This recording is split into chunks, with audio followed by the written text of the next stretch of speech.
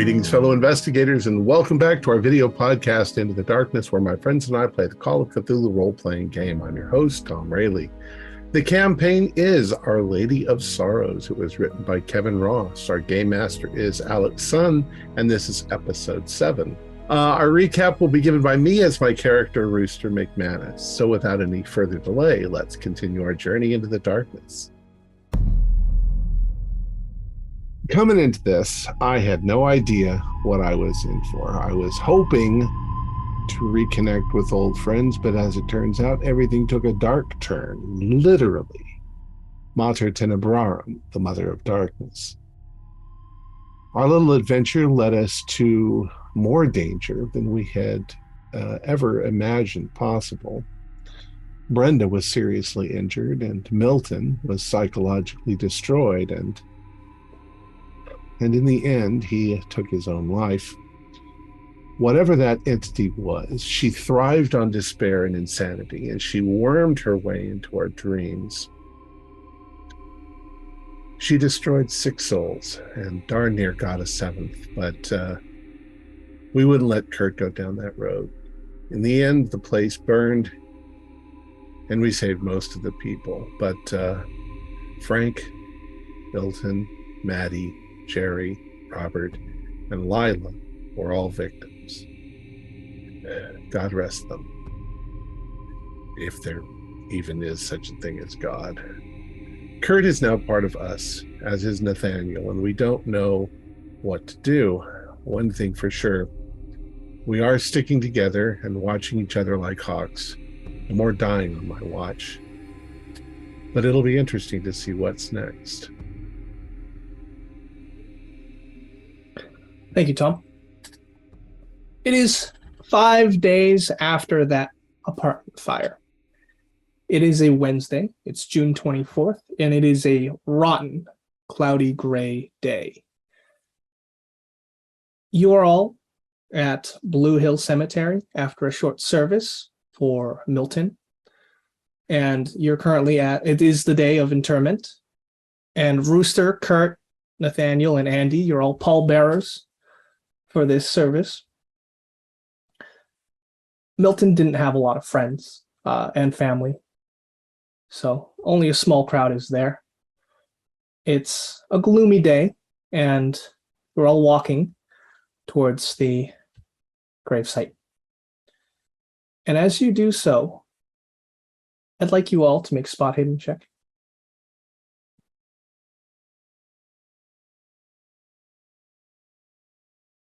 Okay. Got an extreme success, a 2. I got it hard. So, especially with the extreme success in this sparse crowd of people who are actually here, Claire is not even here, his ex. You can see these 3 ladies mingled in the crowd, dressed in all black, and they're watching you just lower Milton down into the ground. And they're smiling ear to ear. Do they look familiar? No. Is there going to be like a wake or a reception or anything afterwards? Yes, there is. You get done with this ritual, and have all met at the reception, in the lobby for the reception. Are the ladies there? No. Rooster, did you see those ladies? I did. I was planning on going up and asking them if they were, family or something, but that's kind of what I was thinking. You can guess exactly what I'm thinking about. 3 women together scares the shit out of me at this point. I was hoping that they were aunts or something. He didn't have a lot of people. I guess we're his friends. How his ex-wife wasn't there. Kind of cold, I think, honestly. Real kick in the There must have been a real problem between them if she didn't come to his funeral. That's harsh. Yeah. Even then, you reckon you'd put aside your differences just for one last moment. He just, Well- even before everything, he just seemed like he was really lonely and sad. Yeah. So, I guess it's like my therapist said, people grieve in their own ways. Maybe Clara is grieving in her own way, but still, she should put in a show up at least. Whatever.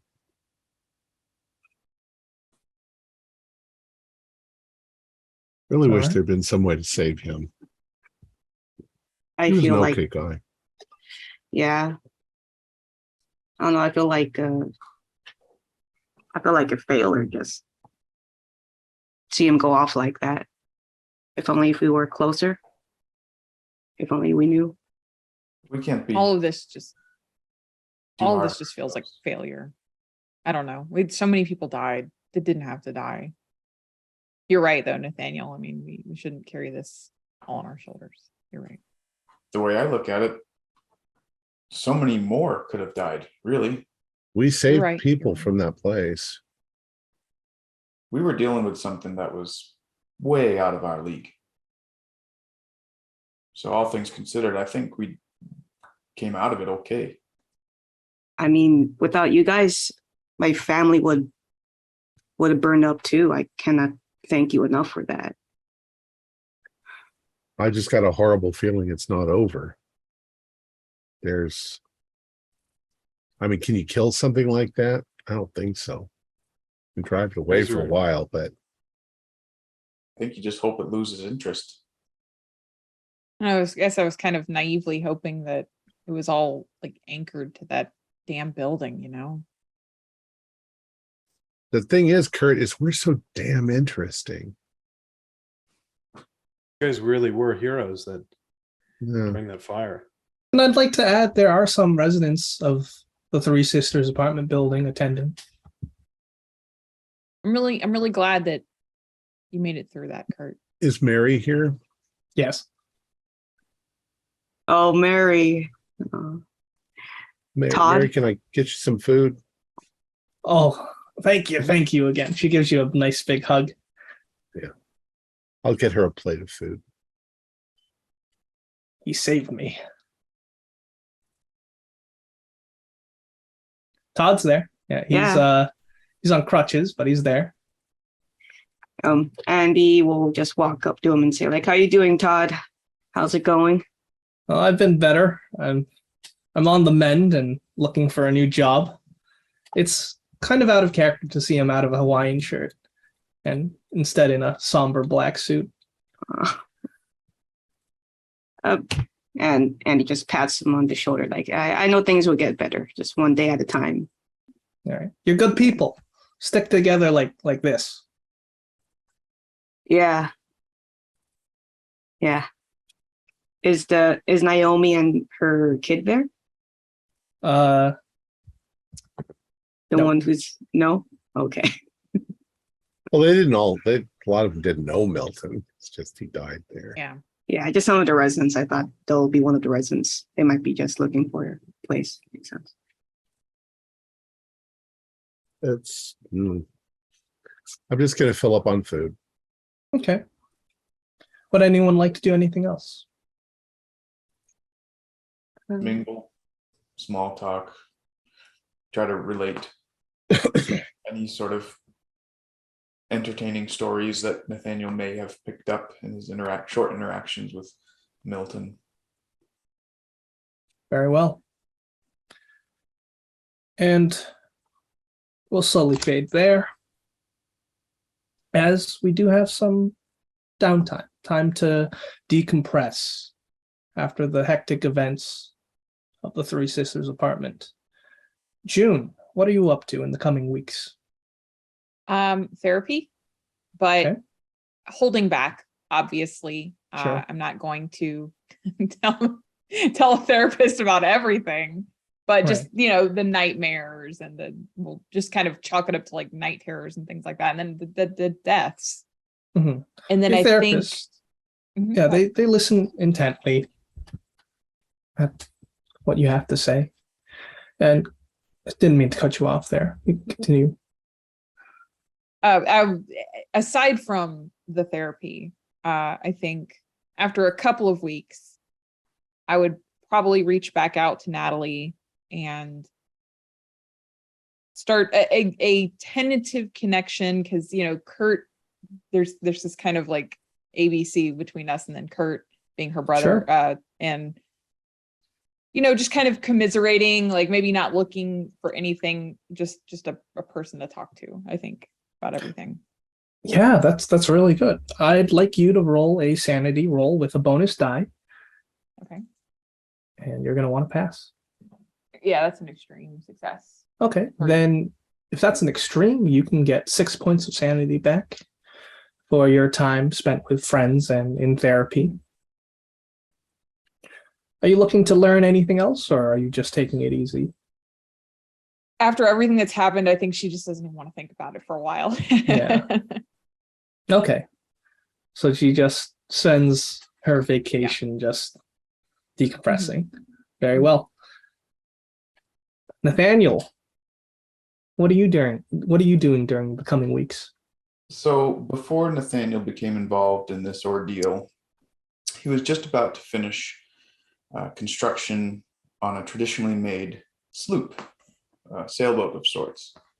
So with an open invitation to any of his new friends, he is going to return to Rockport and finish construction on this sloop and spend a good week or two just sailing around the coast of New England, Massachusetts, maybe up to Maine and back with his newly finished vessel. Yeah, and you're going with your wife too? Mm-hmm. Your kids have left the house. Your daughter, Ellie, she's on vacation on a trip to Las Vegas. And then Charles, he's still finishing up his trip in New York. Okay. And you can give me a sanity roll just to recover sanity.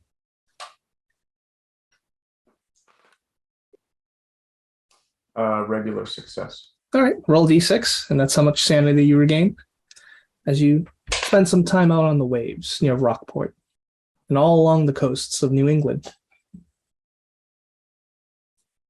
Great.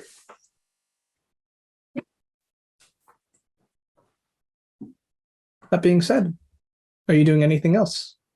Like learning or improving skills? So once Nathaniel returns from his voyage, he is going to dive into getting things back up to speed with his curio shop.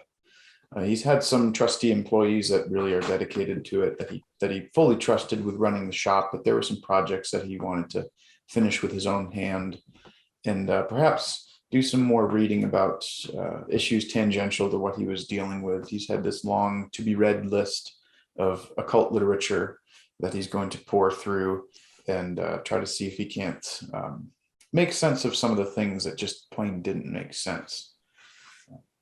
All right, sounds good. I'll let you add a d6 to your occult. All right. Yep. No roll required. As improvement. As you pore over these ancient texts, trying to figure out the truth.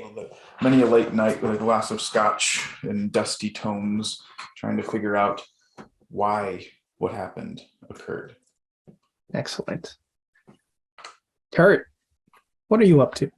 You've just lost your home in a blaze. Yeah, and not only have I lost my home, I've lost there were revelations that came out about my girlfriend and the death of my girlfriend, the death of my best friend. I think Kurt is just utterly shocked to his core. He's trying to recontextualize the world, and he's committing himself to his work, I think, primarily. His articles are doing well even when he doesn't feel proud of them. His previous modus operandi for writing articles and researching the articles was looking online, but now he's spending a bit more time at the library, and a bit more time trying to feel like he can get to a space where he's proud of his work because it's very well studied. There's a nearby diner. It's relatively inexpensive. He's been eating at it because it's cheap, and the food is better than he can manage to cook, as has been demonstrated. All right. And here's a question for everyone. Is anyone hanging out with Kurt? Yeah. Me, I yeah. think so. So Andy and Rooster.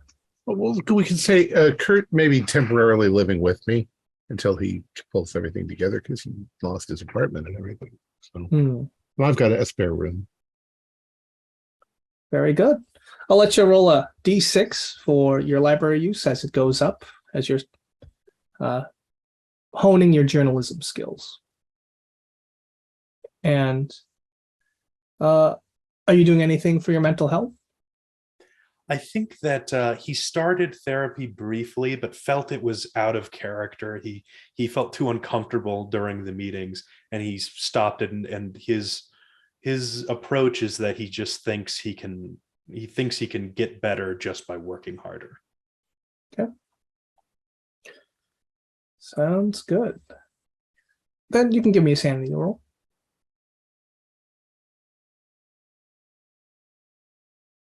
That's a failure. All right. So you tried to make work your solace, and you're just too distracted with the recent events that have gone on. Rooster, what are you up to? Well, I find that if I throw myself into projects, then I can kind of distract myself. But I have been seeing my therapist, Dr. Diane Stewart. I've been seeing her actually for the last 20 years for various things, mostly to work out personal problems. I don't have any serious mental conditions, I guess, until now. But I know her pretty well, and I play a little bit of a game where I tell her that I'm going to couch the problem in a sort of fantasy setting, and she can help me work it out as if it were real. And then I tell her the truth. Okay. I tell her everything the way it really happened. And as she's taking notes on her seat, she asks you, so I've noticed that you've actually mentioned dreams of your brother. Yeah. Is this a common occurrence nowadays? I guess it waxes and it wanes. I'd say beforehand, once in a while it would come up, but it would be years between it popping into my brain. She writes in her notepad. But this recent experience, the strangeness of it all, seems to have brought it out. And how do you feel about that? Well, I guess I'm coping. I'm trying to tell myself that it was the influence of the situation, and I'm hoping that it fades back away. I mean, you and I have already rationalized some of it out. There's no. I was a kid, so kids don't know what the fuck they're doing. So I can't really blame myself, even though it was my fault, but it was the fault of a kid. I've moved on, and I think that I do need to remember it every once in a while, so it doesn't really bother me that much. That's right. And if you ever get too anxious, just remember the exercises I taught you. I've been speaking of exercises, I've been taking a martial arts class, jiu-jitsu class, just because I want to build up my muscles. And that's a good way to express yourself and get that energy out.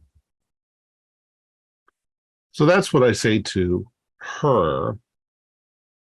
What I'm also doing is I'm throwing myself into, I'm an investigator. So I start looking up some stuff. I take a trip over to Arkham, to the Miskatonic, and make acquaintances with Dr. Lane Manchester, who's wrote that book, Spirits of the Lost, where he talks a lot about, famous witches throughout history. And He's very interesting. We're going to correspond back and forth, but he recommended a few books to read, and I've been doing that as well. Because I think something's still out there. I think that we did encounter something, and I want to know what to do next time if it shows up. All right, sounds good. I'd like you to make a sanity roll for the therapy. 7 is a pass. Then increase your sanity by D6, as well as increase your 6. fighting brawl by D6 for your martial arts training. Okay. All right, and we are going to move on, last but not least, to Andy. Mm-hmm. Well, during this downtime, Andy will go back to his family at North End. To support, I can imagine him doing some odd jobs with his help with his family, since they own a restaurant, a grocery store. But in the meantime, he would ask help from his older brothers, Giovanni and Marco, to help him. He's thinking of going into becoming a mechanic. Hopefully that'll be enough to support him and his new family. And of course, more talk about when we're going to get married. He really wants to do that. So he wants to focus on his new family, and through that, of course, being with his family, everything he feels he is at peace, and he is the youngest of the 3 brothers. They do some how do you say? They tumble and whatnot. You might actually ask them, even though he has a slight limp, that, hey, can you teach me how to fight? I had to defend my fiance from a horrible person. I was lucky, but I don't know if I'll be so lucky next time. So Giovanni obviously goes, well, if you're having trouble, just call us up. We'll back you up. And then he shows you some moves. So you can add a D6 to fighting brawl, should you wish. Mm-hmm. And because you're spending time with your family, I'd like you to roll sanity with a bonus die. Okay. Because that's what's truly important to you. Yeah. And you're making sure Laura's okay, and Angela and Carmilla. Yeah, I passed Sandy. So All right, that's a D6 of sand. And then make sure to add that D6 fighting brawl. mm-hmm. And that is what you do from June to August. Nice. August 15th comes around. Nathaniel, you're back in Rockport. Your wife, Clara, she comes to you and she says, I haven't heard from Ellie. What? And I saw the news, and the people she was hanging out with, they've gone missing. When was the last time we knew where they were? They I don't know. They were. She was with her new boyfriend Nick. You remember Nick? He was over for dinner sometime, and she's gone. She's gone missing from somewhere in the desert.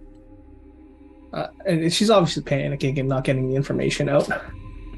When was the last time we had contact with her for sure?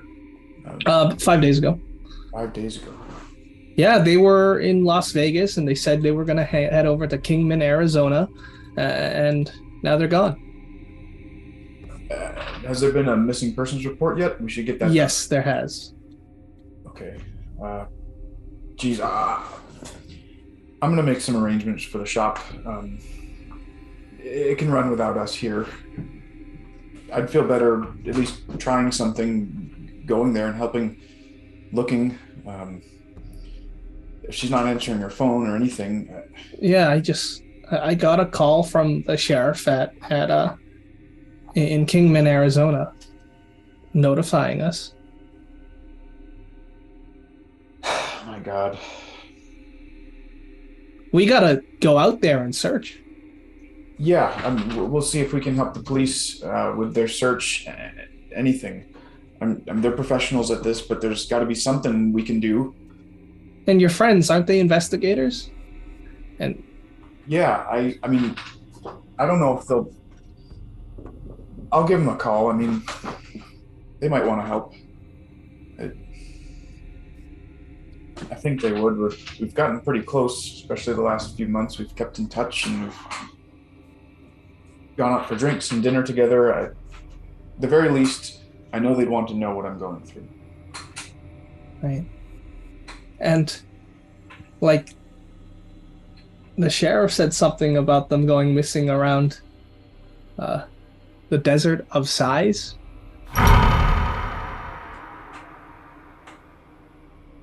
Okay. Sorry, I just had kind of bad memories come back up. Let me call my friends. I need to take a quick step back from this, and I'm starting to get kind of anxious.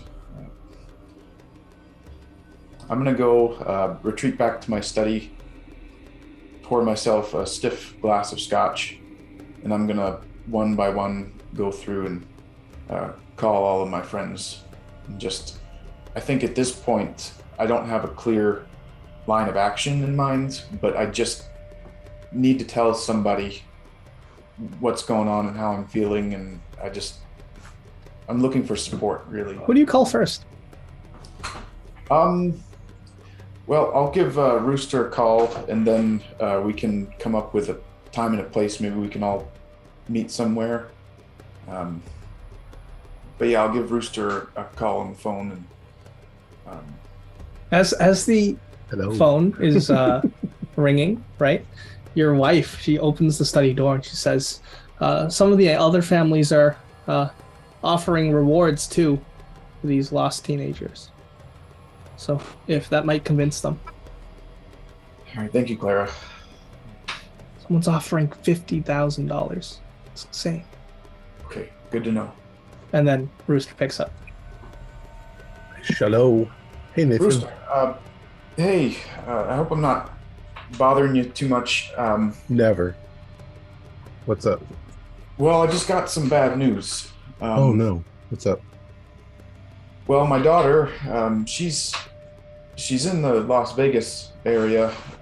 She's on a trip, but I was talking with Clara just now, and we haven't heard from her in 5 days, and they've Jesus. reported her missing. What's her name again? Ellie? Yeah, I'm sorry. I'm beside myself here. I don't know what to do. My whole world's upside down. I guess she's missing, and there's some other children missing too.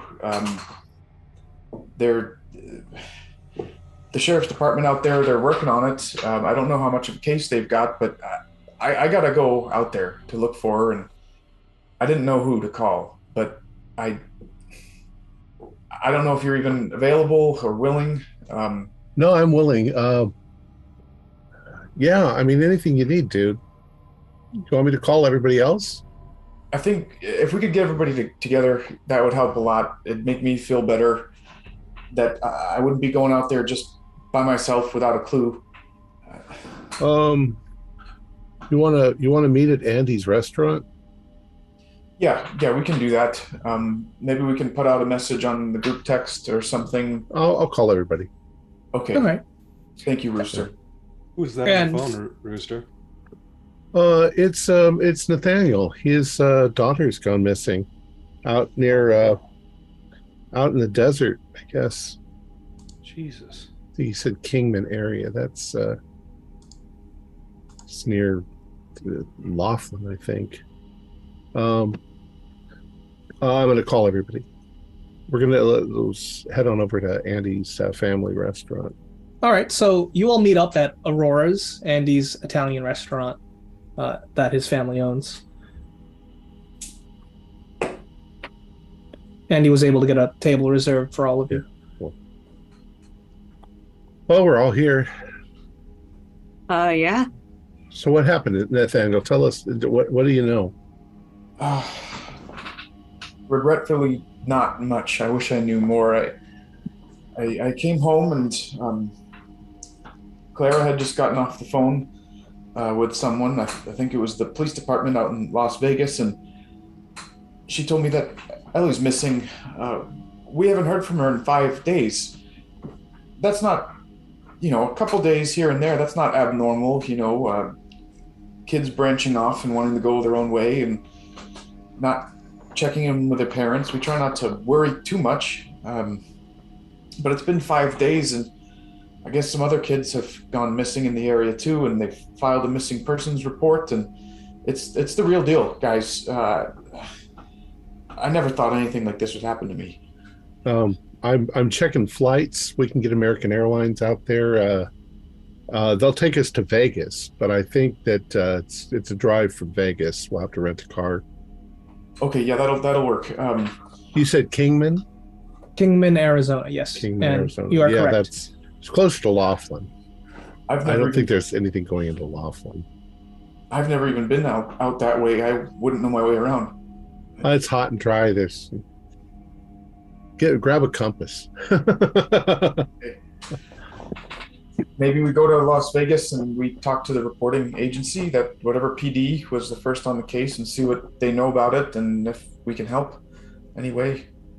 Yeah, what did they call you from Las Vegas? I don't think Vegas is that close to it. They called you from Kingman, and the name of the sheriff is Gus. Sheriff Thom Gus. Okay. No, actually, it was a call from a sheriff, Gus, I think his last name was. He's out in Kingman, Arizona. Yeah, Kingman. That's off the 60, off the 40 freeway. Yeah, that's way closer to Laughlin. So we'll see if we can fly into. I'll see if there's a flight to Laughlin. Alex, would I know what Ellie would have been doing in Kingman? Was there a reason for her to have gone there? So you did know that she was going to Las Vegas to, probably hang out with her boyfriend and his friends and party and whatnot, whatever kids do.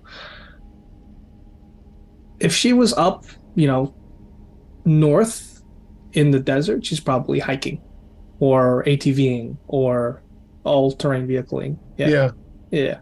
It's a pretty area. It's about 80 miles from Vegas. Okay. But it's only about 20 miles from Laughlin. Laughlin is like the poor man's Las Vegas.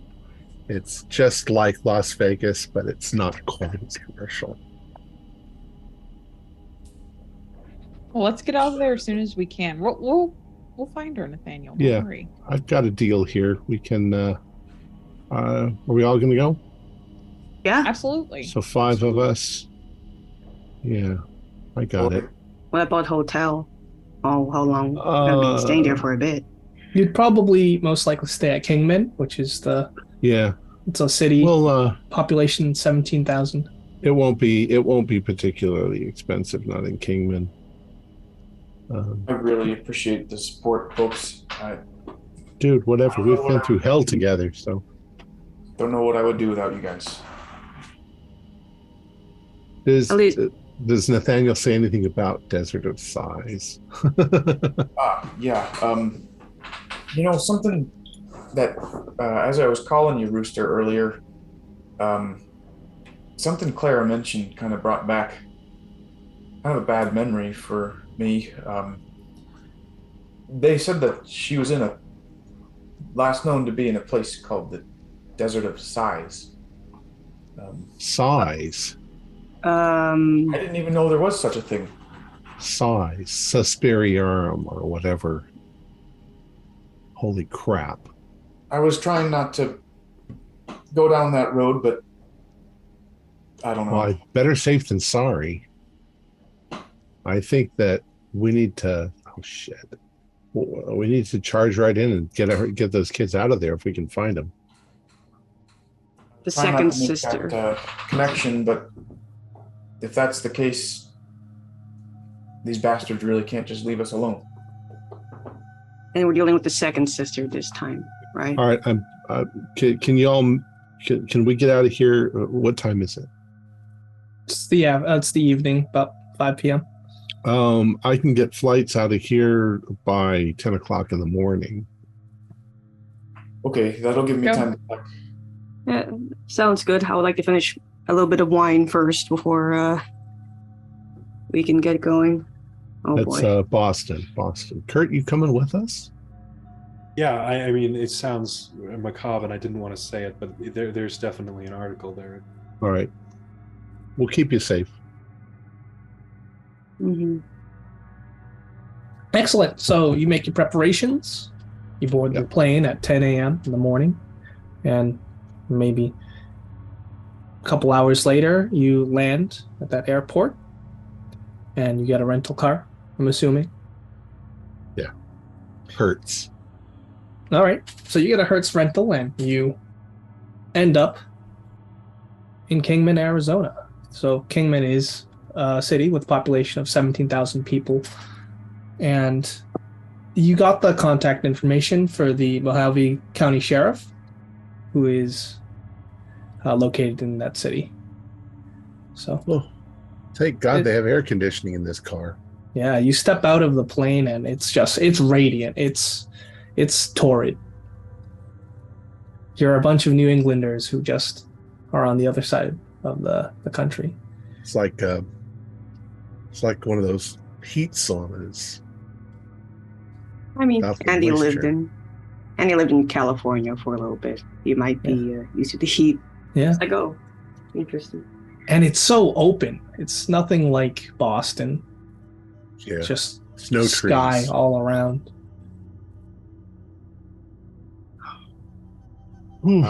Let's go over to the sheriff. Sheriff Gus. Sheriff Thom Gus. On Gus. So Nathaniel, Clara, your wife, is obviously going with you, and she's going to get a hotel. Okay. All right. So you enter if you'd like, I'm assuming you're all going to the sheriff's department. Yeah. Entering the sheriff's department is fairly modern, and they ask who you are, and when you say you're Nathaniel Pickering, a parent of one of the missing hikers, they let you in, and you head over into an office where Thom Gus is waiting. He's aged. You can see the wrinkles on his forehead, and he has all the respect of someone. He's giving the respect to you, Nathaniel, has a child missing, and he says, "You're Nathaniel Pickering? Yes, sir. All right, pleased to meet you." He shakes your hand. This is what we know. We know that there's 5 hikers missing. Nick Karras, Ellie Pickering, Chad Mancina, Jeremy Brenton, and Jesse Mormon. So they all went to Boston University, and they were out here on the strip. Nick apparently invited all of them out, and they were in Las Vegas, from what we know, and they ended up here to explore the Grand Canyon area. And we've already conducted some preliminary searches near the Grand Wash Cliffs, the Music Mountains, the Hualapai Reservation, but we weren't able to find any trace of these hikers. We're thinking of sending out more people. And the most troubling, the most relieving piece of news is one of the hikers just turned up. Who was it? Oh, Jeremy. He's at the local hospital. Jeremy Brenton. What sort of condition was he in? He didn't look good.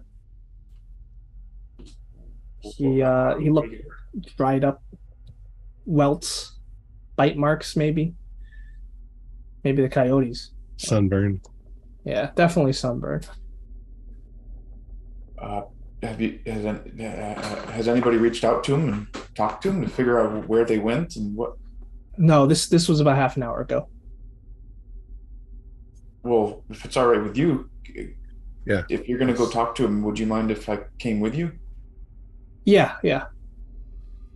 Of course. He might Follow be able me. to tell us where they are. I hope so. He stands up out of his chair and walks out. Follow me. Oh, is he here? He's at No. the hospital. He's at the hospital. So, Nathaniel, why don't you go with him, and we'll get things set up at the hotel, and I'll get some maps of the area, maybe some topographical maps, Okay. so that we know what we're looking at. I really hope this Jeremy can tell us where everybody else is. Maybe he might know. Okay. Cool.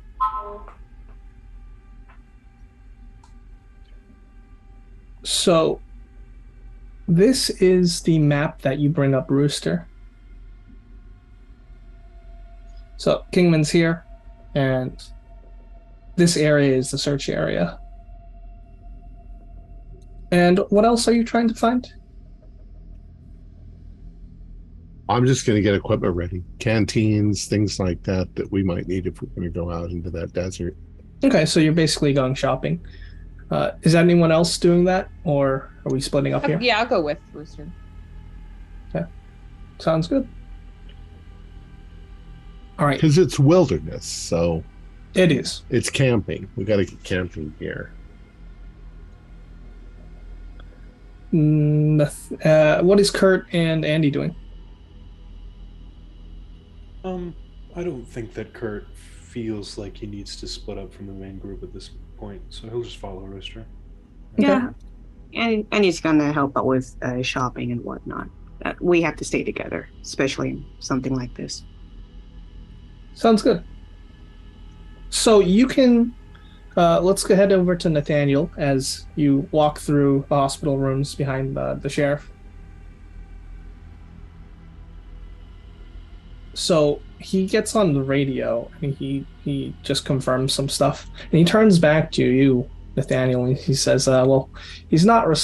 He hasn't been responding. This Jeremy hiker fellow, but his parents are also there. You're welcome to ask him. The doctors have him cleared. He's in stable condition, but he looks a little rough. Are you ready to see that?" Yes, sir. So they're permitting visitors? Yeah, Okay, well, but in the unofficial sense. I know that I'm tossing you a bone here. I appreciate that very much, Thom. All right. Well, right this way. You can see someone in his early 20s, laying in a hospital bed. He's got salt and pepper, dirty blonde hair, and he is covered in welts. His fingers on his right hand, 3 of them are missing. His middle finger to his pinky, and it looks like there's just been claw marks on all of his skin, on multiple parts of his body. I'd like you to make a sanity roll, please. My God. It's just 0-1. So regular or hard? Okay, then 0. And upon closer inspection, it's like it almost looks like he's been whipped. Jesus. He's badly sunburned, and he has whip marks, welts. So are his parents in the room? Yeah, they're sitting there, and they the father asks who are you, sir? My name is Nathaniel Pickering. I'm Ellie Pickering's father. Oh, He was supposedly with these boys when they went missing. I came by as soon as I could when I heard that Jeremy had turned up. I wanted to check on how he was doing and see if maybe he knew something about their whereabouts or where the rest of his friends are. I'm just looking for answers. Yeah, aren't we all? I'm glad Jeremy's back. I'm Jack. This is my wife Sharon, and Pleasure to meet you folks. police weren't able to get a lot out of him, but you're welcome to ask. Do you know where, if they had a plan or an itinerary of where what trail they were going hiking on, or You probably have to ask Nick's parents.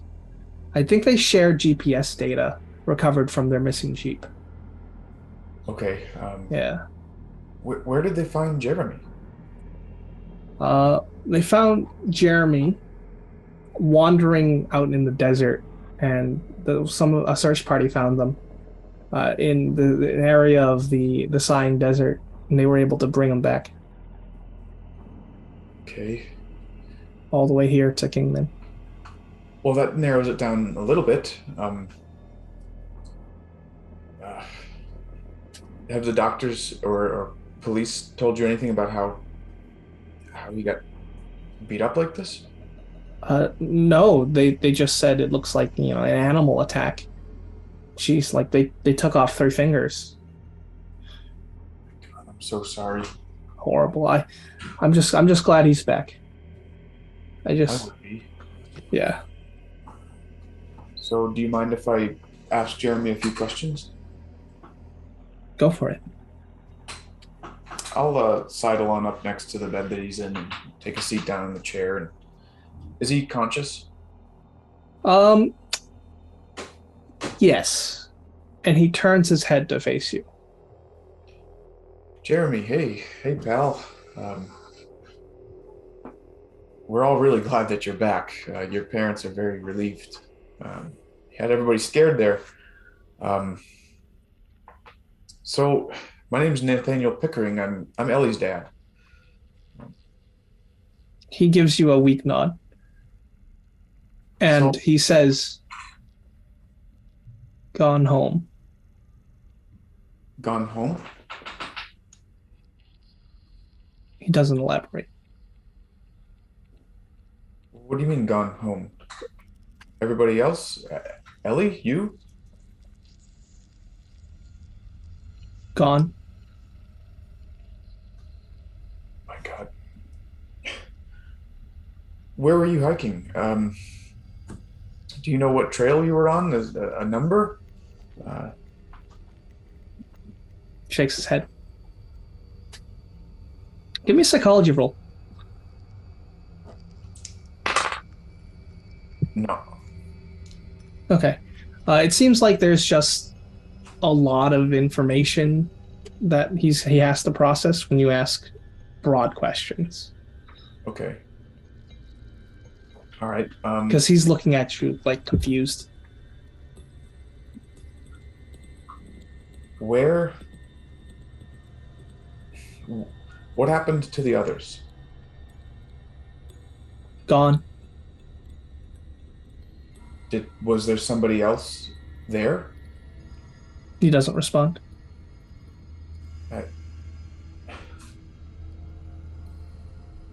Gone.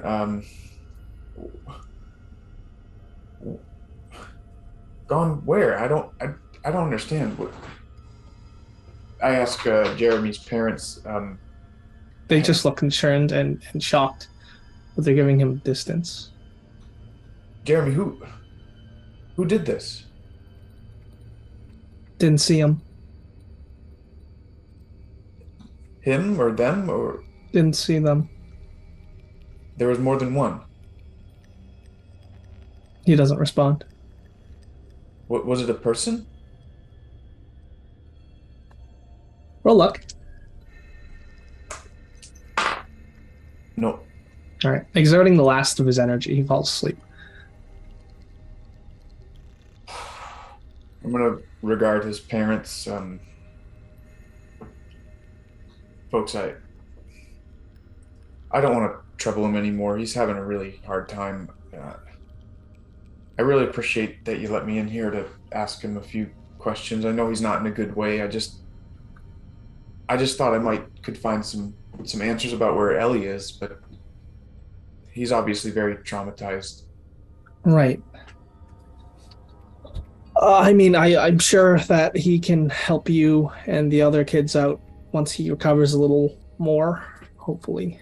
Sure, he needs some time to rest. Listen, if I give you my phone number, if you hear him say anything more, um, could you give me a call with any information? Yeah, I can also get you the GPS coordinates of their last known positions as I would well. appreciate that very much, sir. Anything to start us off on the search. I mean, we're gonna go out there and look. Yep. Best of luck. Thank you. It's dangerous out there. Apparently, All right. And we're going to hop over to the other group. So you're going to search around this city to find maybe like a sporting goods store. Yeah, there should be stuff if people go camping out here. Yeah. So you happen upon a building called Desert Sojourns Outfitters. Okay. And it's looks like there's a lot of good solid equipment, Jeep ATV rentals.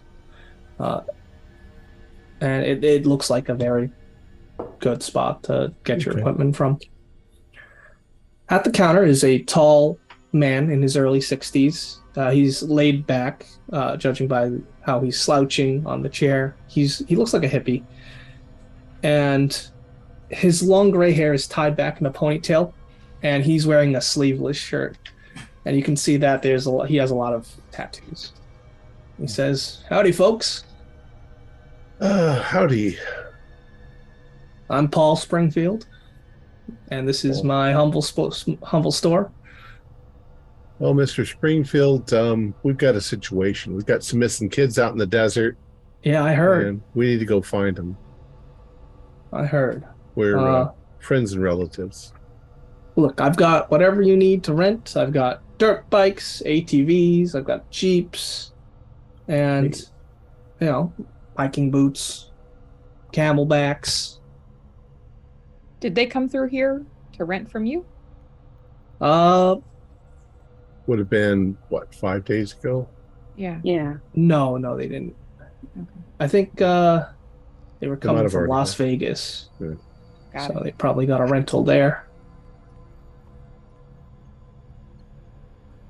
We got to find out from Nathaniel where to go, where to look.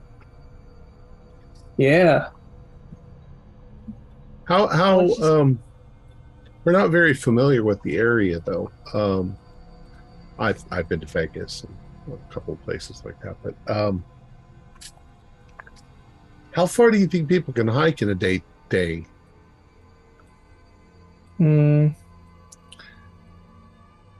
Well, you have to factoring the heat.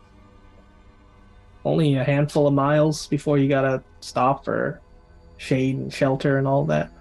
So I turned to the other ones and I'm like, if we can find out where the boy was found and where they were going, we should be able to sharpen. Yeah, I've between been there. out. I've been out a lot in that desert. Oh, Oh yeah. It's a little weird though, because sometimes compasses and GPS it don't work. It don't work at all. Like one So time do I looked people- at my GPS and it says I said I was in Mongolia. that's odd. Is there no satellite out there? And You'd think that, but when I looked at my compass, it's just spinning. Do people commonly get lost in the desert here then? Oh yeah. Give me a spot hidden roll. it'd be a large iron deposit that causes your compass to spin around. That's an 09. I think that's an extreme for me. Okay. Yes, on the nose extreme. So there is something that looks out of place in this store. Not really out of place, but like very. It sticks out to you. It's a wooden doll in a glass case next to the cash register. And if you have any history, you can roll that. Is it like a baby doll? No, Kachina doll? it is a Kachina doll. Oh, that's actually a success. Yeah. Yeah, hard success. Yeah. It's No, it's not yeah, oh, Chenadal. yeah. Okay. It's beautiful. Oh yeah. That little fella helped me out. Helped you out how? All right. Well, first came out to Kingman, 1969, with a couple of older guys, riding motorcycles, Hmm. and we were camping out in the deserts this whole trip. Smoking a lot, drinking a lot of wine. One time, I stepped out of the camp to take a leak, and I got myself lost as hell, for sure. And I couldn't even find the campfire. And no landmarks were recognizable. And then, like I said, we were smoking loads of dope. But I wandered for hours, and I started hallucinating because of the heat. And it was like shadows and mirages and shit. But then I found the doll, and he points at the doll. And I saw this city in the distance. It wasn't Kingman, something strange. It was a wrong city. I started running towards it. But then it felt wrong. So I went the other way. And then I found my friends again. And ever since, this doll has been at my side. Just in case, Wrong how? How does the city feel wrong? You know how you get a gut feeling? Yeah. That's how it felt wrong. The GPS said you were in Mongolia. Did it look anything like a Mongolian city in your estimation? Nah. It was hazy. But it definitely had skyscrapers. But this little guy told me to go the right way. I'm Interesting. going to take a really good look at it. I'm going to just really quickly. I'm like, do you mind if I take its picture? Sure. It's cool looking. I'll take its picture for later. You call it anything, or is it just a doll? Just the doll. The craftsmanship is very lovely. Is it? I'd probably have to. We should show Nathaniel. Maybe he would know if it's common to this area. Actually, I'll ask the guy that too. I know there's a reservation not far from here. Do you know if this is the craftsmanship's common to the? Oh, it Native might American be. group here? Yeah, so if you're heading out there, they have a town called Peach Springs. Mhm. It's on the Hualapai Reservation.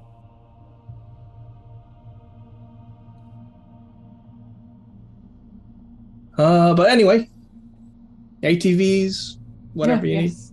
All right. Yep. Thank you. So, who's paying? I'll pay. How much is it? What's his credit rating? My credit rating is 35. 35? Okay. I'm going to need a roll for that then. 19. 19. Okay, so you're able to get all the supplies. Okay. I could put 2 points and make it a hard, but No need. Save your luck. I'm single. I can spend money. Okay. So, you get that done. You get your supplies, you get your tents, your camelbacks, your hiking boots, your sunscreen. What time is it? At this point, it's about 4 in the afternoon because of Okay. your flight. So we're going to come by at 7 a.m. to pick up the ATVs to go. Okay. We're obviously not going to drive them around right now. Yeah. Fine by me. Is there a local library of some sort? Or Yeah, there's a Kingman Public Library. just to see if there's anything associated with the Desert of Sighs? Any stories or maybe some disappearances that's been happening throughout the years? Yeah. Is there a historical society or something like that around? Desert No. Museum or okay. Okay, so if you're going to research the Desert of Sighs, I'd like you to make a library use roll. And in the meanwhile, you can say Nathaniel met back up, unless he wants to do Okay. something else. Yeah. as Yeah. you're in the center of the city. Mhm. I was planning on returning to the group. All right. So as you make your way, Nathaniel, to the main group where they are at Springfield's Outfitters, you see a biker in the distance, and he looks Native American. And with the spot hidden, I can tell you a little more. That's regular success. Okay. So you're just able to catch sight of his leather jacket, and he's got embroidered on the back these 2 daggers in a cross. And he's riding out northward, kicking up huge dust clouds while he's on the road. So what stuck out about him to me? He was looking at me for a while and then took off. He was not looking at you, but he looks. You got an uneasy feeling when you saw him. That's for sure. Okay. And then you meet back up, and then Andy rolls the library use for some history of the Sighing Desert, right? Yeah, and I got a hard success on that. Okay, so with a hard success, you know that in 1944, you're looking up some records. An Native American woman named Belinda Echevarria and her 7-year-old son, Enrique, they wander off the Hualapi Reservation and into the desert. Only the young boy survives, emerging from the desert a week later. That boy has gone on to write some novels about the Sighing Desert. And he lives currently in Las Vegas. Is there a number that we can? Yeah, you got a contact number, him? Okay. for sure. And then in 1962, 2 sightseers, Jeffrey King and Mitch Vargas, become lost southwest of the Grand Canyon and are never seen again. And there's just more and more people who just go missing in this desert that you find. Yeah, Andy will just relay this to everybody and got a number to this young boy who survived. But Could you Not a find young any boy of his- anymore. well, yeah, he's now wrote a novel about this desert of size. Could you find the novel there at the library? Yeah, is that something I could get, Alex? If I can find one of the novels that he wrote there. Oh, yeah, sure. Let me just Yeah. bring it up. All right.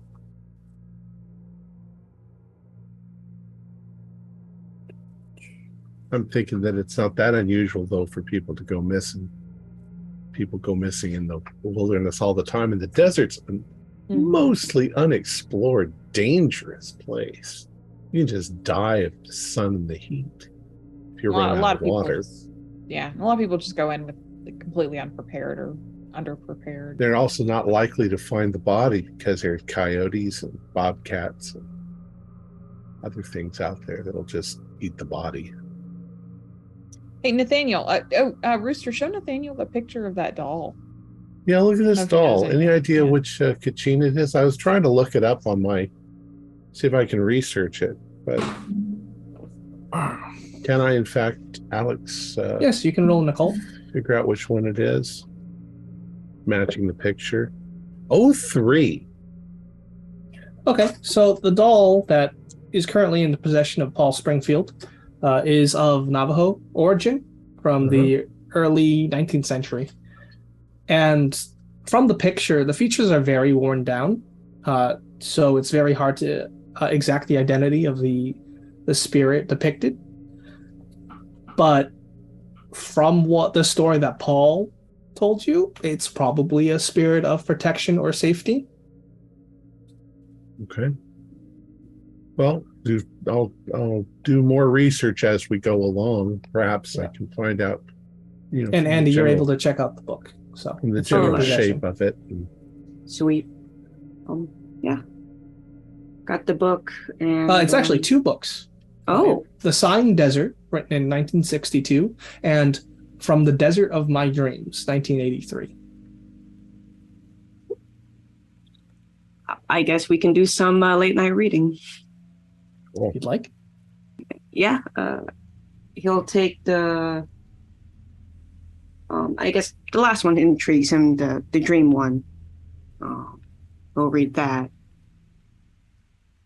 And if anyone wants to read the other one, more than welcome to. I could. I'm writing an article. Okay, yeah. Hand it to Kurt. So Right. Nathaniel would like to tell the rest of the group what happened when he talked to Jeremy. So when we get a moment, he's going to pull them aside and say, so I just come from the hospital. I talked with Jeremy and his parents. Right off the bat, he was tore up pretty bad.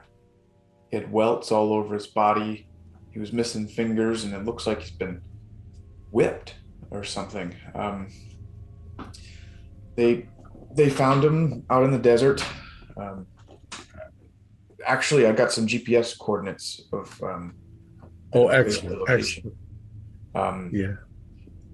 I tried to talk to him a little bit about what he saw or where the others were, but he was traumatized. He wasn't talking very much. He just kept saying that when I asked about the others, he said they were gone and that they gone home. I couldn't get him to say where home was or what he meant by that. And I asked who did this, and he just said that he didn't see them. He probably had his brain cooked out there in the sun. Who knows what he meant.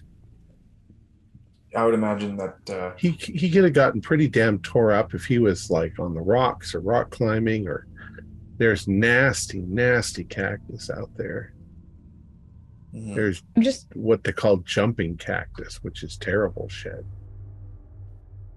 I'm just worried, right? Like the last time back in June, it was all of these seeming coincidences that just snowballed into something that wasn't a coincidence that we couldn't ignore anymore. Yeah. And now we have this desert of size, and I don't know. It just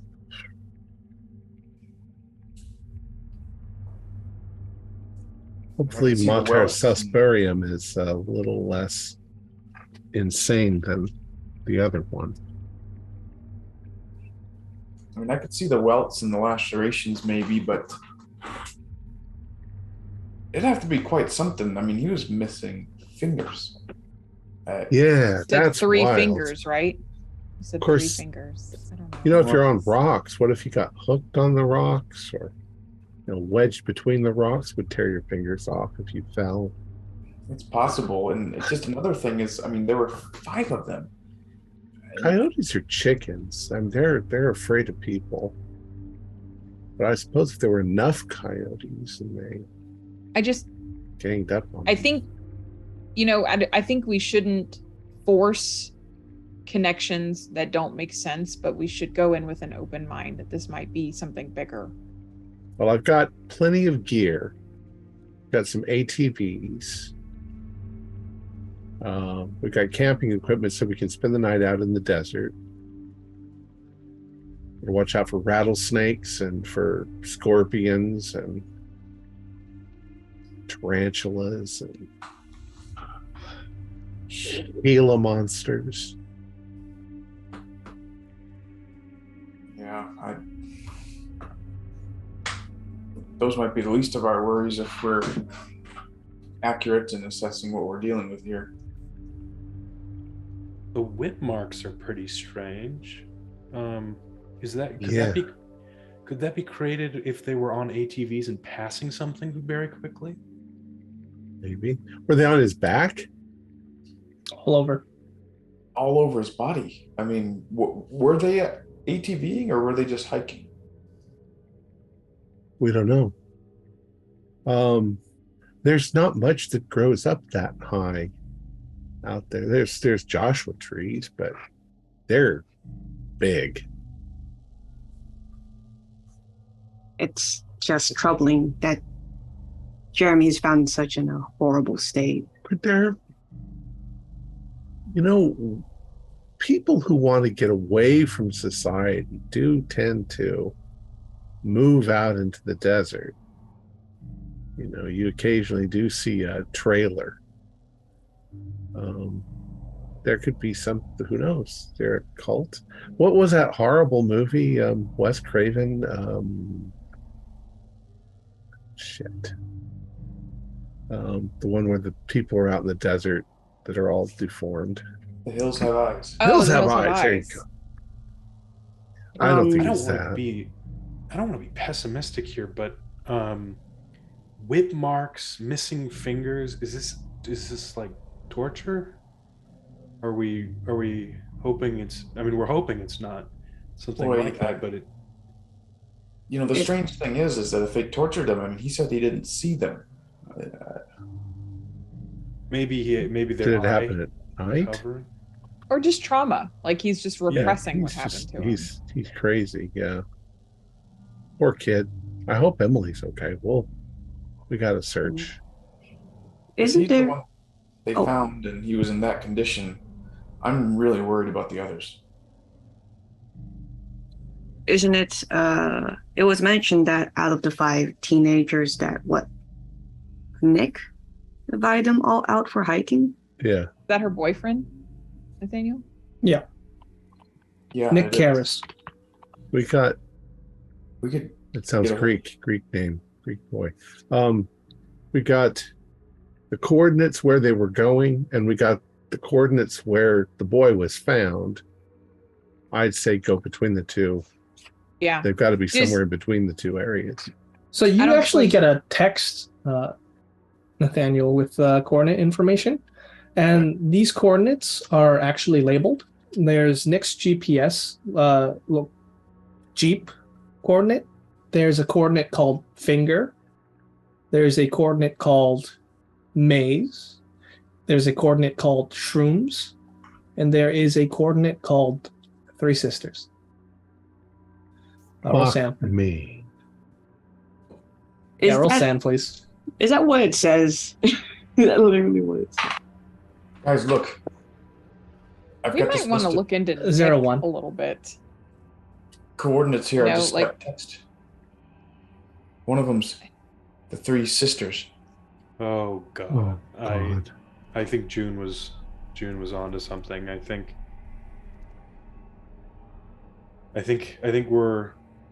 we might be in for a, I don't even know how to put it Don't into know. words. Since we're kind of making the connections now. There's one little thing, and that was in the book about the ladies, about something Mhm. about the Lady of Sighs, that she also carries a key, but they use it so Key. little. And remember one of the drawings in the apartment. I don't know. This is just the You're silver right. key. William drew a key. Yes. That's what. Yeah.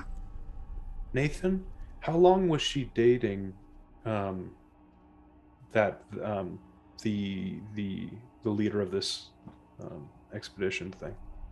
That would be around 6 months ago. Not that long. I just figured it was kind of a fling, maybe 6 months. Did you ever think it's- see him? Yeah, occasionally.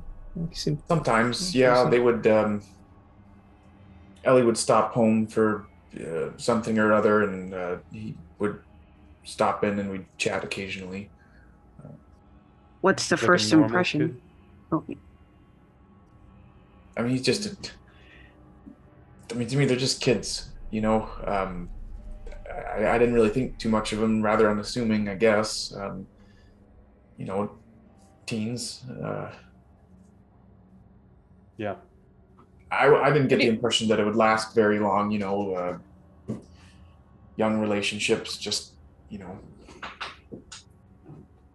Would it be worth it to contact Nick's parents and get a feel for like if he had told them anything, like what they were going to be doing or his state of mind or anything? Maybe not. I don't know. Well, I'm sure they're contacted. He's missing too. Well, yeah, So- but I meant like for our personal information, not public record. I think we should call his parents. I don't know how we can get his number. Police probably have that info. Yeah, they probably do. Down. Shrooms. Are they out there doing shrooms? Psilocybin? Who did this text come from? Sorry. Jeremy Brenton's parents. Okay. That's just the name of the GPS points that were labeled on his Right. GPS device. Shrooms Finger are. has me concerned. Finger has me concerned. What is that? I don't know. Another But if thing they're that on- I hadn't mentioned was it could be nothing. It was just sort of one of those gut feelings I got. But as I was coming across town to tie in with you guys again, I saw this this biker, on a Harley with a leather jacket. I think he was Indian of some sort. I didn't get a great look at him, but I got this sinking feeling like in my stomach, like something wasn't right, and he rode off. But I did get a closer look at his the emblem on the back of his coat. It was crossed daggers. Again, it could be nothing. I could be jumping to conclusions or drawing connections that aren't there, but I definitely got a bad feeling when I saw him ride off to the north. Biker gang, maybe? Some sort? And the place is full of bikers. Something like that, it's all dark leather. He looked pretty imposing. But, It makes a lot of sense for you to be nervous, but I mean, that just sounds like every other biker to me. I mean, Yeah. But it is significant that it caught your attention. So I just we're wanted, beginning to trust our intuitions, I think, don't Yeah. you? I just wanted you to know, just in case it becomes relevant later. So the emblem was like daggers with the cross, or it's something It was like that. crossed Cross daggers. desert. Cross daggers. It could be just a biker gang, but Might be worth looking into. We could just ask Symbol around. means. You Yeah. know, I'm Probably if they're here, we'll see them again. I could always ask Thom if there's a biker gang in the area. He would know all their Sure. icons and symbols. that is true. Isn't this like Hell's Angels area too? And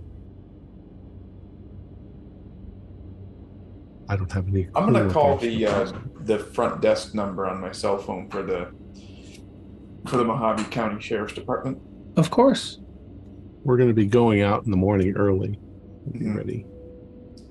All right. So a secretary picks up, and you basically ask for Tom Gus. Yeah, good Yeah, evening. she'll patch you through. I appreciate that. Thank you.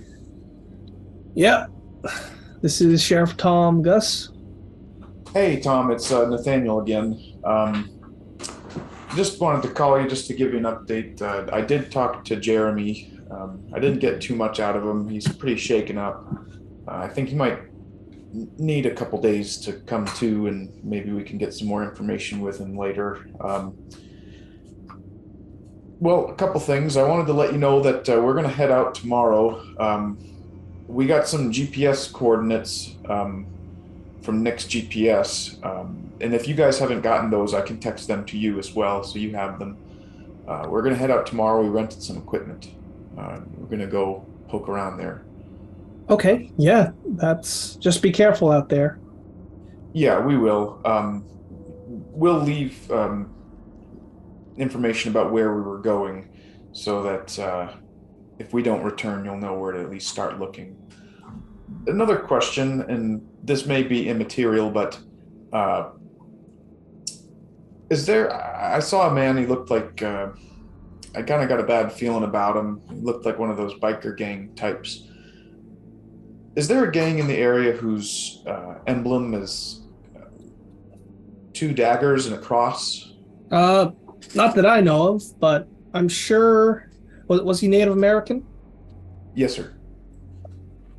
Try asking the police chief of the Hualapi Reservation. His name's Police Chief Dave Youngblood. Okay. Yeah. I'll consult with him. I appreciate the lead. All right. Anything I can do for you? Just Yeah, let me know. And yeah, I'm going to leave him an itinerary of where we're headed. So if we turn up missing too, they can start looking immediately where we were. Okay. Sounds good. What's everyone else doing? To add, if I didn't say it earlier, and I didn't say it earlier, but also we will have some sort of GPS tracking thing with us, Okay. so that both I don't know how they work exactly, but so that we know where we are, and so that it sends out maybe a signal so people could find us if we Yeah, we can do that. get lost. Are you going to plot the points? Yeah. Is that a trail that they had been following, or have they gone cross country? That sort of lighter gray line. Looks like they were following the lighter gray line. So that's an established trail. Yeah, I think so. Okay. I think I'll go. Get the hotel rooms. I can pay for it. I'm gonna go take the books with me, and I'll start reading that before I go to sleep.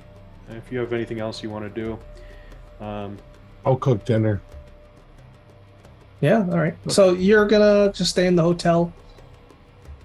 tonight. You've got a couple rooms next to each other. Yeah, if we go out in And- the dark, we're going to get lost. We're going to get so lost. Oh yeah. There's no point here. I have a suggestion for tomorrow. If we have a topographical map of the area, I got one. what we could do is we could leave one vehicle at one end of the trail, shuttle up to the other end. That way we could walk the length of the trail, and when we get to the end, we've got a vehicle. We don't have to walk all the way back. We could start on the uphill side so that we're not fighting gravity the whole time. Might be a little easier.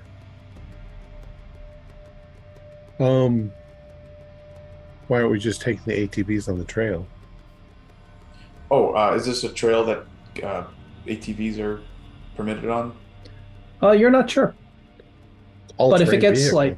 if it gets into like maybe the cliff section, you might have to abandon the vehicles because Right, they if won't it's fit. rock climbing, then we won't be able to. Yeah. So we won't be. I just don't want to be on the wrong side of the law, taking an ATV on like a non-motorized trail or something. Well, But if we'll see what it is when we get there. And Sure. Okay. Other than that, you're gonna retire for the night, from what I'm hearing. yeah. All right. And Kurt is staying up.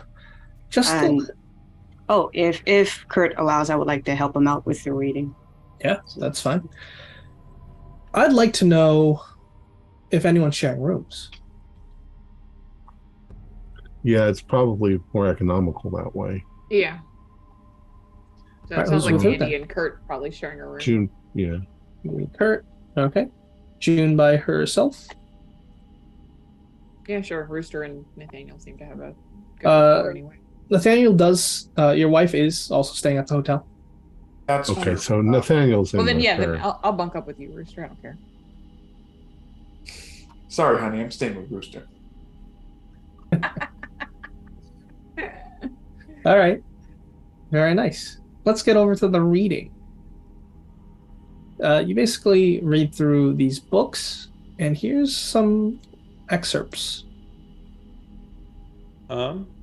Excerpts from Enrica Echeverra, book The Sighing Desert, 1962, from the Desert of My Dreams, 1983. I was too young to know, of course. My mother's people did not appreciate that one of their women would not necessarily want to marry a member of the tribe. Another, a Mexican, her parents and the rest of the tribe were livid. They shunned her. Sometimes there is no more virulent a racist than one who is himself a minority. It was several days after she told me that my father was not coming back from the war that she shook my hand and told me we would go for a walk. She had been crying, I could see, but as we passed her mother and other members of the tribe, she wiped her eyes and looked forward. She did not look at them. And so we went into the sighing desert. I do not know how long we walked, for sometimes I slept and she carried me.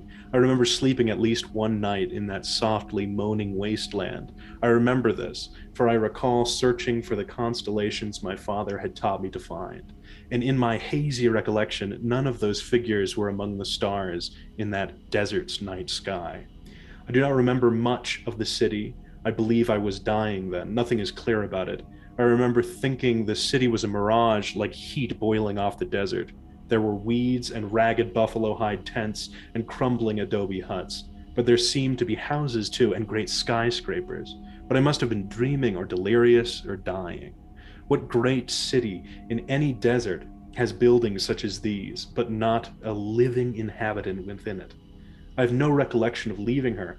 I do know she was dead, and had been for some time. I don't know what made me leave her. As an adult today, I don't know that I would or could, but whatever it was that sent me from her side in that place, sent me from certain death out toward a chance at survival, I would like to think it was her spirit, releasing me from a child's instinct to stay by his mother's side. I have dreamt of her again since then, of course. I do not see the sad woman who led me into the desert. I see her smiling. I hear her singing. I know that she is with my father somewhere, and that they are happier now than they were ever allowed to be in life. In some of my dreams, I am again that child, curled up next to his mother's dead body. In the dreams, that child awakens to find his mother standing, smiling. "You must go," she tells him. "I can't. I'm afraid. I'm alone." "No," she says. "You will never be alone. I will always be with you." I am asked all the time whether or not I believe the city is really out there. Many lives have been lost seeking it, and for this I am profoundly sorry. But is it real? And will finding that place change others as it changed me? I don't know.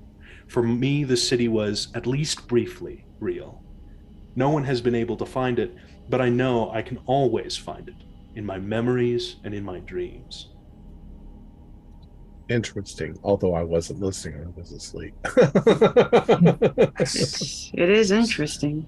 It's especially interesting, Andy, how it seems like this lines up with the outfitters guy, the guy who ran the outfitters shop. Yeah, It lines seeing a city with skyscrapers that wasn't right. I wonder if he's heard of this. I don't think it would be worth going back to him to try to compare notes, but it is interesting. yeah, and the city, but then Springfield said that there's something wrong about it. It kind of correlates with that. It doesn't hurt to, I don't know, when maybe after our first search tomorrow we can give him a call. But bringing up such a very horrific incident, I don't want to disturb him. You know, it's a very heavy subject. Wonderful. I would like everyone to make a power roll. 19. Failure. Pass. Pass. All right. As you drift in and out of sleep, Rooster, you're in a desert. This desert is covered in snow, and it's very cold. The ice is cracked, and you're hearing the gurgling sounds of your drowning brother beneath the ice. You're back there.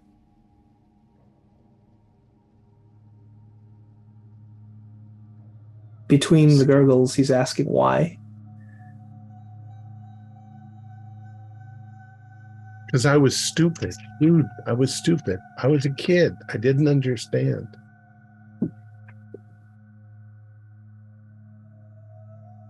She'll forgive you. I don't need anybody's forgiveness, dude. Sorry you're not here. And you stand there. But that's the dream you got. Nathaniel, at some point you get up to maybe relieve yourself. Claire is asleep. And the windows are open, the moon's shining down. You're seeing some movement outside. Make a spot hit roll. It's an extreme success. All right. So low and slow, close to the ground, 3 coyotes walk across the road. But beyond that, you see a figure. And with an extreme, I'll even let you know that this figure has the head of a bull. Looks like a cow's skull. And he's pointing northward. He wears no clothes save for a loincloth. And he's just pointing. Pointing towards the north. How long does he remain there? Blink, and he's gone. No, I know what I know what I saw. That's from one of the drawings. Make a sound roll. It's a fail. Okay, D4. Because it is from one of the drawings. All right. That was 4 points that I lost there. So you're pretty shaken. The very fatalist thoughts are intruding upon your mind that your choices are not yours and everything is predestined. Nathaniel's pacing the room by the window. Probably Clara wakes up and he's murmuring to himself, it's from one of the drawings. It was always going to be this way. It was every decision. Clara comforts you. She puts her arm around you. Says, "You got to get back to sleep, honey. You've got a long day tomorrow." Clara, he was out there. You don't understand. He was out there. He was in the drawing in Boston, and I don't see anything besides coyotes. no, every decision we've made, it doesn't matter. It doesn't matter. It led us to this. It was always going to lead us to this. Are you okay, honey? No, I'm not okay. They're playing with us. Who's they? The sisters. They're in Boston, and now they're here, and they got a hold of us, honey. We're in it. I think just head back to bed, please. You'll be okay. You're surrounded by friends. I'm here. Nathaniel's going to try to get back to sleep, but he's just thinking all night about how he's going to tell this to his friends and how they're going to react to this. And you are up all night, and eventually the sun rises. And you're still awake. So it is the next morning. Continental breakfast is downstairs. Well, Nathaniel, we you said don't we were look going to so pick. great. I didn't sleep at all. I'm sure you're worried about Ellie. Well, We all are. it's a bit more than that, June. I woke up last night to get a glass of water, and I saw something moving outside my window. I saw a few coyotes, nothing out of the ordinary there. I mean, they live out here. But as I was going to draw the blinds and get back to sleep, I saw something out of the corner of my eye, and when my eyes adjusted to the darkness, it was from the drawing. I saw a man standing. He was dressed in primitive, like a loincloth, but he had the head of a bull, and he was standing facing northward and pointing, just pointing out there in the desert in the dark. I blinked once and he was gone. It's just like that kid, William, those drawings in the apartment building. There was one just like that. that's my thoughts exactly, and still. Oh, geez. I didn't catch a wink after that. It's possible you just had that on your mind. But I had a weird one too. Well, it's not so weird. It's the same dream I have a lot of lately. Except that the snow was in the desert instead of near, in Boston. That was the only real difference, was the desert. Snow in the desert. I suppose that does happen once in a while, but Say Would he have was been just something. wearing a loincloth. That wasn't in the drawing, nor was the figure in the drawing pointing. Yeah, I mean, again, this was the drawing of a child. He might not have captured some of the details or different behaviors of this figure, but I know what I saw. He was out there. Again, Okay. what about the other drawings? I mean, if that actually becomes a significant, what about all the cars underwater and flood and the We've discussed the key. cowboys and Indians? That's true, the key. I'm thinking the Cowboys and Indians might be a part of it somehow. So Andy and I were reading the novel, and it turned out it lined up with the Outfitters' story of seeing a city out there with skyscrapers, and this sort of like shared phenomenon these two parties are having. I think it's more than a coincidence in my early reading of it.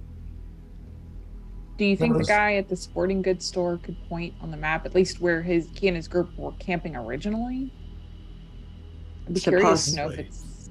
I think we should see him again, or at least Yeah. call the store. you know, the outfitter, he said that this doll led him to safety. Mm. Well, it looks like it's a Kachina doll of protection of some sort. Don't know who it is. Do you reckon? Again, it's maybe out of turn. I don't think it would hurt to ask. Do you think he would let us borrow that doll? I mean, you could ask, but I don't know that he'd be willing to part with it. Yeah, he did mention never left his side. Maybe If there's we, a monetary value. I mean, he'd you could- part with it. You might be able to sell it to him, like not sell it, like purchase, but like convince him, because it's your daughter gone missing. Yeah. Like that might pull his heartstrings a bit. I don't know. I mean, If we he can wants- identify which one it is, we could just get another one. It's true. They probably sell them at tourist spots all over the place. Well, I put a little bit more weight on something that actually is historically worked. If we're going to the Palapai reservation, I can probably show the picture that I took of it, and they'll know what it is instantly. You said it was Navajo, didn't you? Oh, yeah. Well, I mean, they all kind of know, don't they? Aren't they? It's worth a shot. There may be some shared mythology. If we can find a little place that's selling them, then they would probably know. And speak of mythology, the man with the cow skull, I just wonder if there's something within the local folklore could be associated to have something like that. Well, they You mean a certainly, cult roll? Oh, okay. they certainly like to decorate with cow skulls a lot. All right. That is a regular success. Okay. So there's nothing really in Native American folklore that has cow skull headed men, but you begin to wonder and branch out to other mythologies. And the Minotaur definitely is someone with a cow head. Greek mythology. Oh, he relays there's one. And you didn't mention what Nick Karras, it sounds Greek. That's Greek. I I feel like I'm making connections too soon, but And kinda you're feel- We need to keep thinking our like, minds open. yeah. weren't the Gorgons also 3 sisters? Now that you're wondering about Greek mythology, That's true. Medusa and her 2 sisters. and the Furies. Well, there's that all through history. There's three Norns, the 3, Furies, the 3. We're going back to threes again. 3 fingers missing. 3s is everywhere. Yeah. Oh wait, Nathan, didn't you say you saw 3 coyotes? That's right, Kurt. 3 coyotes. I don't Just even know what the before significance. seeing I mean, I don't. Even if we were to know that 3 is important, I don't know what it would do us. Did I read both of the novels, or was that a compilation of both of them? It was a compilation of both. Yeah. So What I I can need- go over the finer points of this while we're traveling. But the long and the short of it is that he had this experience being not abandoned. He had this experience losing his mother out in the desert, and there was an uninhabited city.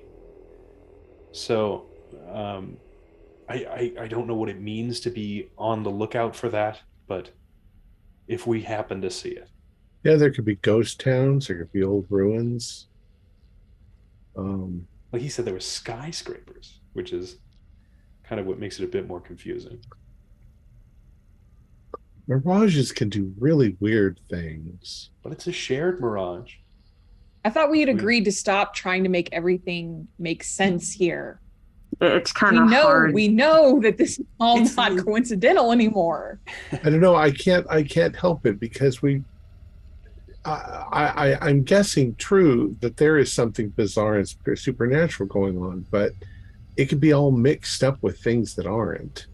Right, and we're not in a completely hallucinatory reality. We a lot of reality is staying the same. It's just the question is where does the supernatural begin, and it's hard to say. When we go pick up our ATVs, let's talk to the I talk agree to with that, the for outfitter sure. again. Yeah. Okay, so you can finish up your continental breakfast and head out of the hotel, heading over to Paul's Outfitters. Nathaniel, make a power roll. It's a success. Okay. So, as you're driving out along the streets, you're looking out towards some of the mountains, and you're reminded of the White Mountains in New Hampshire. And that incident that happened where you lost your friend. Yeah. And how it was entirely your fault. So I'm going to grow rather long in the face and sullen and kind of retreat into my own thoughts as we make our way to the outfitter's store, just pondering how it could have been different if I were just Yeah, and brave there's an enough. intrusive thought. It's a thought that she forgives you. Did you say he or she? She, She. just completely alien. Does the thought feel comforting or does it feel unwelcome? It's comforting. She forgives me. Yeah. She does. And you make your way to the Outfitters. It's nice. It's open early for you to pick up the rentals. And Paul Springfield's out there. He's sitting on a chair, smoking a cigarette. Gives you a friendly wave. You guys wanted to ask him something. Oh, Mr. Springfield, I'm wondering if you can elaborate more on the city, how it looks, because my friend Kurt and I have been doing some reading and it mentioned also a city of some sort, almost like a mirage. I'm wondering if you can tell us where you saw it. You Oh, pointed us to a map. I know it's many here's the years thing. ago. I was wandering out in that sign desert, and I didn't know where I was. What about where you and your friends had camped? The last place that you may have known where you were. Well, that was in 1969. That's fair. GPS wasn't really out then, but like I said, was lost like a headless chicken. And then I saw it. I saw this hazy city with skyscrapers. If you wouldn't mind, can I show you this passage here? It is your experience to a T, and when I read it, I was so baffled that there were similarities. Oh yeah, huh? That is strange. Good luck with that. Yeah. Well, thank you for helping as much as you could, and thank you for the ATVs. Oh, you're welcome. My pleasure. Are you so you're just out there to have a good time? No, we're looking for the our friend here, Nathan. He Oh geez. Yeah. Paul, I'm Nathaniel Pickering. Well, nice to meet you. Pleasure to meet you too, sir. My daughter. Sorry to hear about that. Yeah. Thank you. We're doing our best. We're going to look for her. I hope that we find her. My friends told me that when they visited you yesterday, that you told them the story that this doll of yours helped you find your way back home, huh? Oh yeah. It did. It's my good luck charm. Sure. Kind of in the middle of a very tough time here and sort of at a loss. Not too much of a superstitious man, but I was wondering if you could tell us maybe where you got that doll, or maybe if it could help me find my daughter. Do you think we could borrow it? You can give me a charm or a persuade with a bonus die. Okay. Oh geez, mister. I found it out in the desert. Swear on my mother. All right. With the bonus die, a 95 turned into a 05. Nice. So that's an extreme.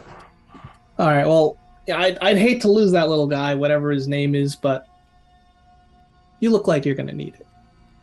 And he just hands it to you. Consider it on top of the ATV rental. So yes, don't lose it. Hand it back promise. whenever you're done. Thank you very much, sir. He unlocks the case and places it into your palm. Makes me feel a little bit better. Give me an idea roll.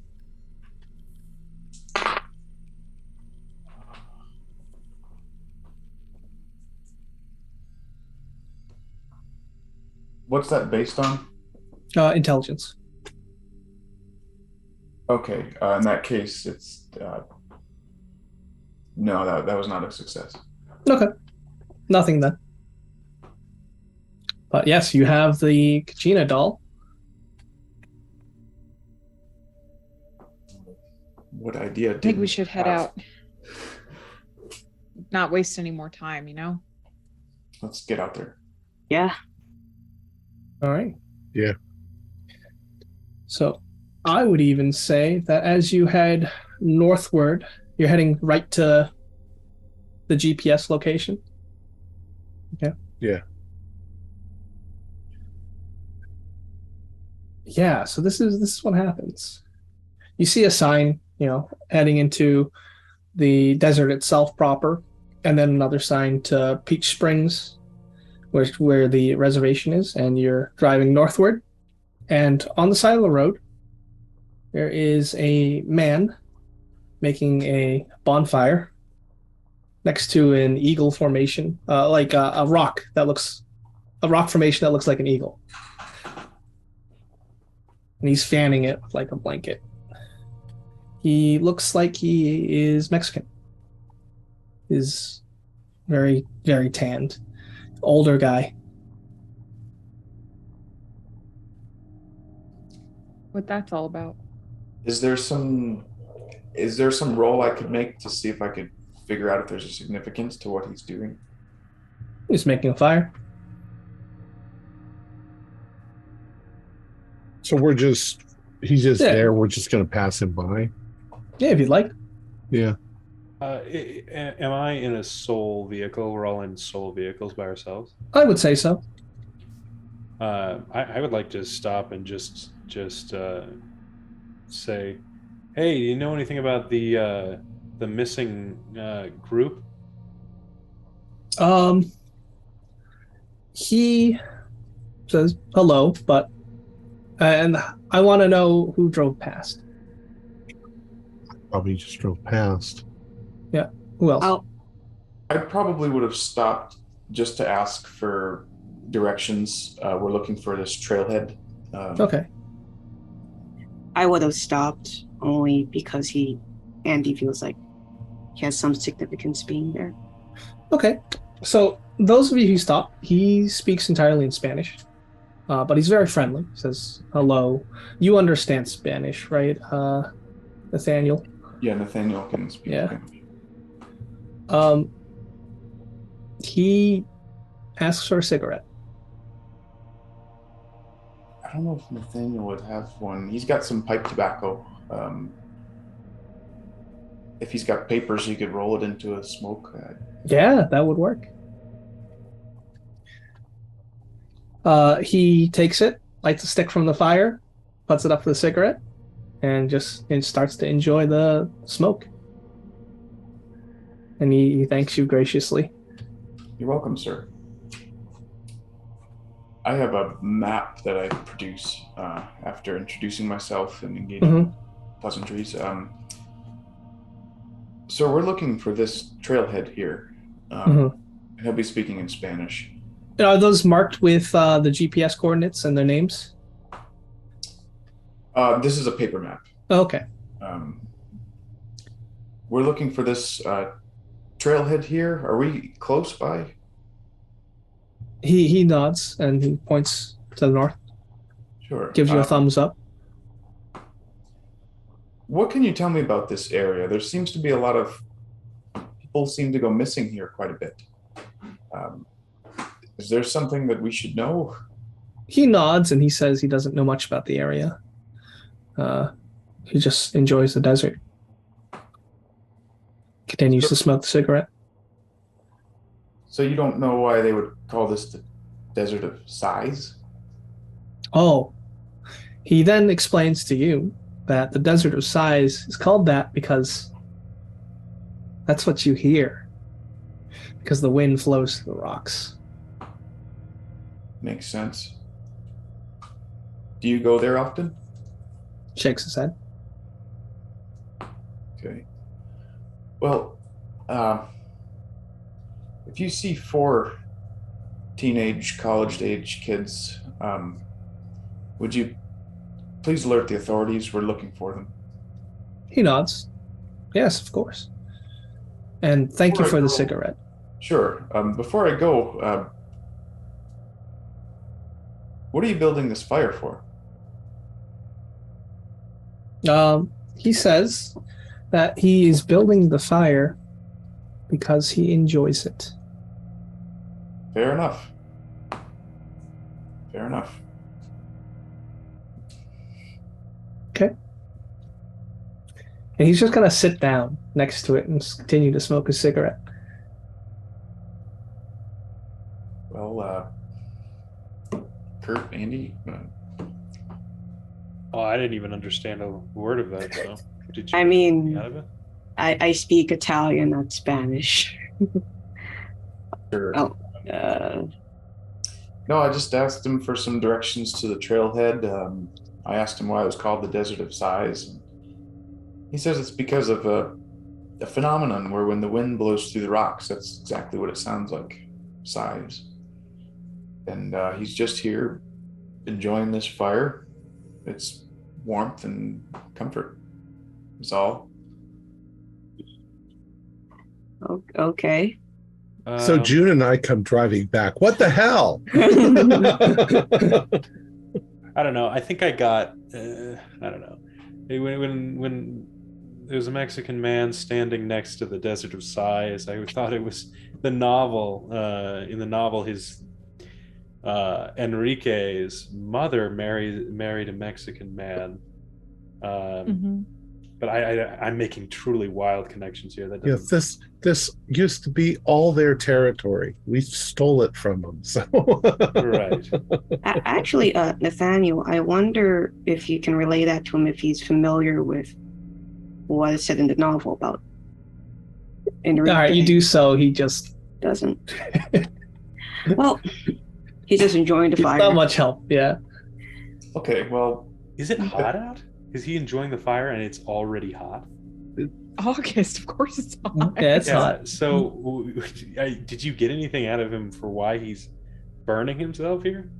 no, he just said that he enjoys the fire. Actually, I'm going to ask him, like, hey, that rock over there looks kind of like an eagle, don't you think? Yeah, and he says back to you, Golden Eagle. Golden eagle. Yeah, that's what I thought myself. Just big old eagle. Yeah, and then you remembered you saw one in Boston. yeah. Make a sand roll, please. Damn it. 01. Oh my god, that's a 99. Jesus. Got a Awesome. 93. It's just one. Did On a Kurt even fail. see that? Did Kurt? Nah, I think Kurt's exempt. Yeah, I passed my sanity roll. And then 0. All right. Are you going to do anything else? Or are you going to enjoy the fire too? No, it's No.